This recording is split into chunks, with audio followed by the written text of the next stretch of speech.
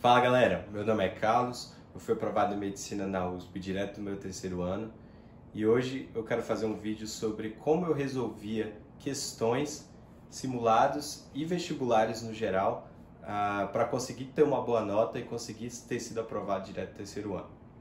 Então antes de mais nada, não se esqueçam de se inscrever no canal, ativar as notificações, dar like e compartilhar esse vídeo com outras pessoas que talvez possam se interessar por esse tipo de conteúdo. Esse tema foi muito sugerido por vocês, então eu nem tinha intenção de gravar um vídeo como esses por agora, mas como muitas pessoas pediram aqui nos comentários, eu quis trazer para atender a demanda, né, de quem está assistindo. Então espero que todos gostem e vamos lá começar. Bom, eu quero começar falando um pouco sobre como resolver questões, né, o método que eu usava para resolver questões de humanas e questões de exatas. Eu vou começar falando um pouco sobre as questões de humanas, certo? Você tem que seguir uma ordem do que você vai fazer na questão para conseguir resolvê-la decentemente e ter um pouco mais de certeza, mais eficiência e ganhando mais tempo, né?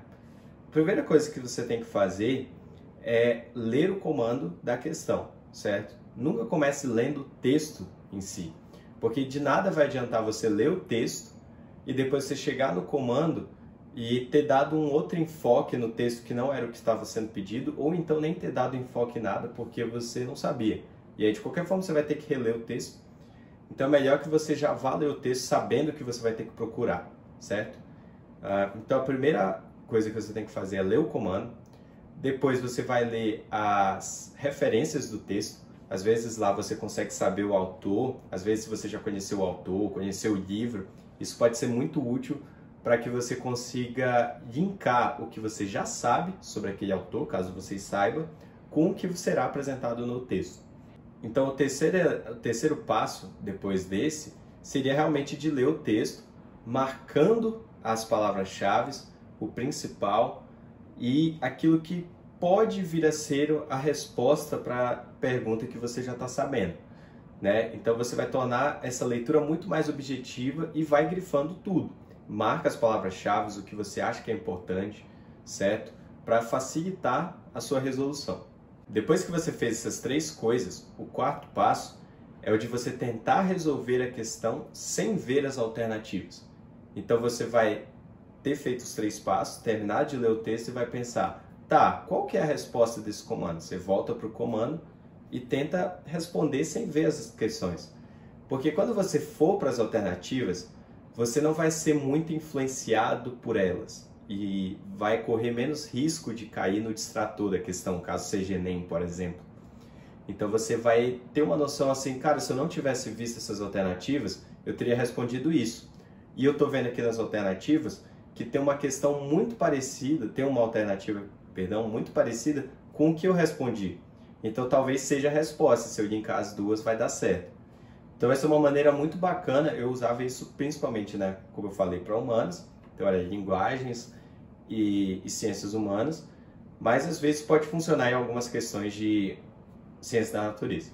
Bom, para questões de exatas, né, então matemática e ciência da natureza, eu geralmente seguia a ordem da questão. Então eu li o texto, né, prestando muita atenção, depois li o enunciado e depois ia tentar resolver a questão. Tá? É claro que algumas vezes isso era uma exceção, questões mais de teoria, que às vezes tinha um texto muito grande, eu primeiro li o comando e depois, né, fazendo a estratégia para questões de humanas e linguagens, li o comando, depois ia no texto e tal, mas no geral em questões de matemática eu seguia a ordem, certo? Bom, agora eu quero falar um pouco sobre estratégias para se resolver simulados, provas e vestibulares no geral. Essas estratégias servem tanto para o Enem, então eu vou falar um pouco sobre o Enem e depois eu vou falar um pouco sobre vestibulares mais tradicionais. Bom, as estratégias que eu vou trazer aqui não devem ser entendidas como a única forma de fazer, né? Na verdade, nada desse canal aqui deve ser entendido como a única forma de fazer aquilo. Na verdade, tudo que eu trago no canal, inclusive as dicas desse vídeo, são o que eu fazia, certo? É o que eu fazia, quer dizer, e isso deve ser interpretado para quem está assistindo e ver se funciona para você, né? Às vezes juntar com o que você já faz e ter um melhor proveito para isso, né? Mas em relação ao primeiro dia do Enem, eu começava vendo a redação e montando o meu projeto de texto. Isso me ajudava porque a maior ansiedade de todo mundo que faz Enem é ver o tema da redação, né? Então isso já me tranquilizava, porque eu via que não ia ser tão difícil o tema e já ia planejando o que eu ia fazer ali no texto, né? Isso é bem bacana. Depois de ter visto o tema da redação e feito o projeto de texto, a gente vai para um segundo momento na prova, que é resolver as questões. Geralmente, eu resolvia as questões da seguinte maneira: fazia 15 de linguagens, 15 de humanas, depois ia para 15 de linguagens, 15 de humanas, certo? Então aí já foi 60 questões. Depois de ter feito 60 questões nesse método de 15-15, eu vim e fazia a redação propriamente dita, né? Levava em torno de 1 hora e 10, e com o projeto de texto que eu demorava uns 10 minutos, eu fazia a redação em 1 hora e 20, 1 hora e meia, dependia, né? E aí depois terminava fazendo as últimas 15 de linguagens, 15 de humanas e fazendo também as que eu tinha pulado, né? Isso é uma coisa que eu deveria ter comentado no início, mas nunca perca tempo tentando fazer as questões difíceis. Se você identificou uma questão difícil, se você não está conseguindo, você viu que a interpretação dela é complicada, ou está pedindo uma coisa que não está tão clara, pula essa questão e deixa para o final. A prova do Enem é uma prova muito corrida, e se você ficar perdendo tempo com toda a questão, isso vai te custar muitas outras que podem ser fáceis e valer muito mais no TRI. Então, se você viu uma questão difícil, não está saindo, deixa, marca ela, circula, deixa para o final e depois você volta e resolvendo. Bom, para o segundo dia do Enem não muda muita coisa também. Eu fazia 15 de matemática, na verdade eu começava por 15 de natureza, 15 de matemática, 15 de natureza, 15 de matemática e assim até o final da prova. Sempre tomando esse cuidado também, aqui é mais importante ainda, pular as questões que você tem dificuldade. Isso é algo que é um mantra que deve ser seguido, tá? Tá fazendo as questões aí, tá fazendo as 15 de matemática, viu que uma tá muito difícil, circula, pula, deixa pro final. Se sobrar tempo você faz, se não sobrar, não se desespere tanto, porque se era uma questão difícil, ela ia valer pouco no TRI, poucas pessoas acertaram, então não vai provavelmente custar a sua aprovação. Mas agora, se você deixar de fazer as questões fáceis para fazer uma difícil, isso sim pode custar a sua aprovação. Agora, falando sobre vestibulares tradicionais, a primeira dica que eu posso dar é de não fazer a prova na ordem que ela foi entregue para você, só porque é aquela ordem que está delimitada. O que eu quero dizer com isso? Defina uma ordem que você vai fazer todas as provas de vestibular antigo. Por exemplo, eu tinha a ordem de começar fazendo biologia, depois ia para história, depois ia para geografia, português, e só aí eu começava a dar uma olhada nas questões de exatas. Por que eu fazia isso? Por mais que eu tivesse muita facilidade com questões de exatas e ciência da natureza, eu começava a prova muito perfeccionista. Então eu ficava revendo muito os meus cálculos, né, não tendo uma segurança muito boa, e isso ia me consumindo muito tempo. Então eu meio que fazia essas outras questões porque eram conteúdos que eu dominava, e nos vestibulares era mais tranquilo. Essas questões eu conseguia fazer, tinha umas que eu conseguia fazer em 40 segundos, 1 minuto. Então meio que eu ia ganhando tempo para poder usar para fazer as questões de matemática, física, química, que eram mais complexas, né? Geralmente são questões muito complexas no vestibular. Então acho que essa é a primeira dica. Bom, essa ordem que eu falei era uma ordem que eu usava porque eu dominava esses conteúdos e me sentia confortável fazendo assim.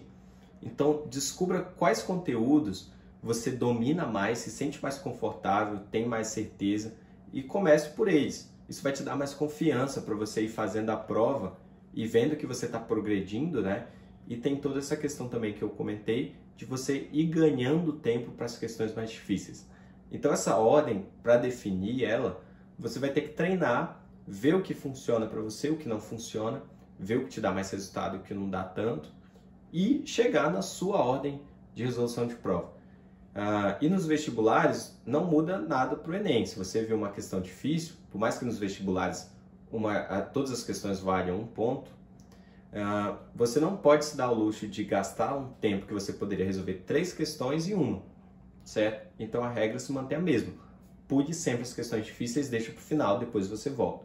Outra coisa que eu esqueci de falar é que as questões de humanas e de linguagens, eu comentei que é fácil de identificar quando é difícil, né? Se você tentou ler o texto, achou difícil, não conseguiu entender o que ele está pedindo, você já sabe que é difícil e pula. Agora, para questões de matemática e de ciência da natureza, você vai ver praticamente a mesma coisa, só que de uma outra forma. Se o texto for grande, às vezes a questão pode ser difícil, então já tem que ficar atento.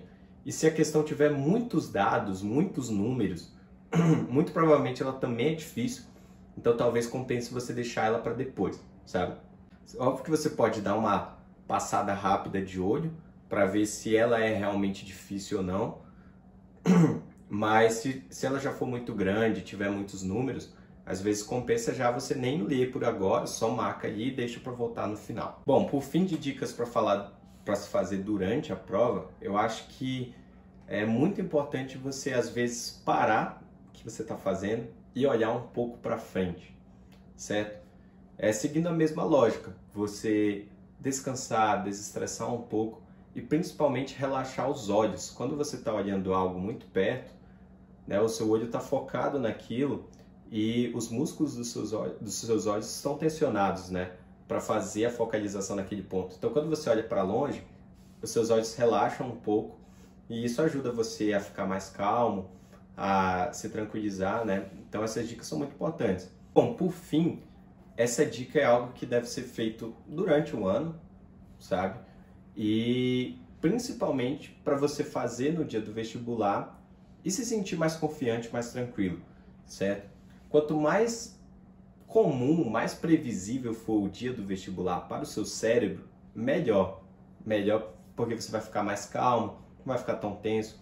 Então lembre sempre de sair com antecedência no dia de prova, geralmente no mesmo horário, pelo menos chegar no mesmo horário sempre, né? Outra coisa que eu fazia era de colocar a mesma música para tocar enquanto eu tomava banho e me arrumava para ir para a prova, né? Então eu colocava uma música bem animada, né? Para quem quiser saber, eu colocava Master of Puppets do Metallica e ficava ouvindo assim, pilhando para ficar bem animado para fazer a prova com sangue nos olhos, né?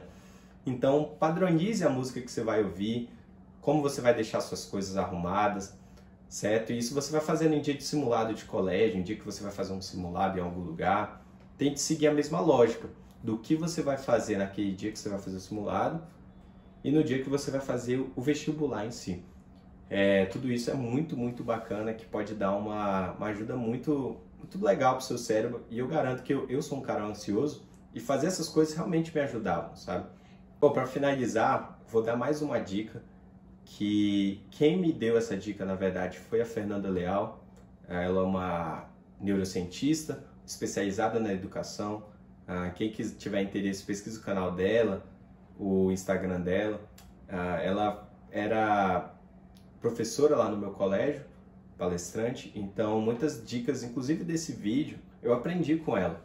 E isso realmente me ajudou muito a ter esse domínio melhor para fazer a prova fazer mais calmo. A dica é: senta na cadeira, né, antes do horário da prova e durante esse tempo pense em coisas boas, momentos em que você sentiu orgulho de você, pense em você acertando aquela questão difícil, pense em você ganhando uma competição, pensa coisas positivas do tipo: nossa, eu vou conseguir, eu sou bom, eu fiz mais do que os outros, eu estou muito preparado. E controla a respiração também, respirando devagar, usa a regra dos 4 segundos, inspirando por 4 segundos, segura por 4 segundos, expira por 4 segundos, espera mais 4 segundos e vai fazendo isso. Tudo isso ajuda a tranquilizar, você relaxar. Você tem que fazer a prova tranquilo, sem nervosismo, porque o nervosismo até certo ponto é bom, mas depois pode afetar. Então, usar essas dicas são muito bacanas, tá? Eu usava elas, tudo que eu falei aqui eu fazia e eu tinha um controle muito bom na prova. Eu ficava nervoso, é normal ficar nervoso, mas quando você se controla, quando você usa isso, todas essas dicas que eu falei, você se sente seguro e você sente que vai dar certo. Bom, muito obrigado se você assistiu até aqui. Espero que você tenha gostado. Não se esqueça de novo de se inscrever no canal, dar like, compartilhar com outras pessoas. certo? Agradeço novamente minha namorada que está editando os vídeos. Comentei no vídeo sobre a Fernanda Leal, quem tiver interesse pesquise sobre ela. Ela é uma ótima preparadora, principalmente para essas partes de como estudar melhor. E não se esqueçam de deixar aqui no campo dos comentários dicas, sugestões, né? Esse vídeo foi feito, como eu comentei, pelas sugestões de vocês, então eu estou lendo aqui, respondo dúvidas, né? Então aproveitem e também me chamem lá no Instagram, caso tenha alguma dúvida, caso queira alguma coisa. Então, muito obrigado, até mais, bons estudos e sucesso, galera!